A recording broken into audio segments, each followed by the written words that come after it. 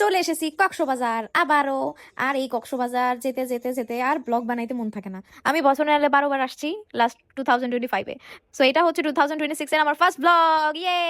আর এই যে আমার উড়ন্ত বনের উড়ন্ত চুলের বাড়ি খেতে খেতে চলে যাচ্ছিলাম হিমছড়ি, কারণ বহু বছর আগে একবার হিমছড়ি আসছিলাম, আবার আসলাম 2026 সালের হিমছড়িতে, যেটা খুবই ভয়ঙ্কর আমার এক্সপিরিয়েন্স, কারণ আগের মতো পাহাড় আর ঝর্ণা কিছুই নেই, একদম বিলুপ্ত প্রায় অবস্থা।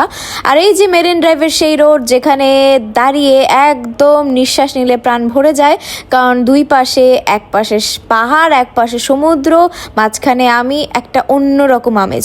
তো বলতে বলতে চলে এসেছি হিমছড়িতে। ভাবছিলাম পাহাড় উঠবো, তবে পরিবেশ দেখে খুবই বাজে হলো এক্সপিরিয়েন্স। আর এখান থেকে আমি একটা ব্রেড নিলাম, যেটা ঢাকায় আমি খাই, এন্ড এখানে এক্সপিরিয়েন্স আমার মুখেই শুনুন। গাইস, ইস্ট বেকার কিনছি এখান থেকে 15 টাকাটা 20 টাকা দিয়ে, টক খেতেই পারি না, এত টক।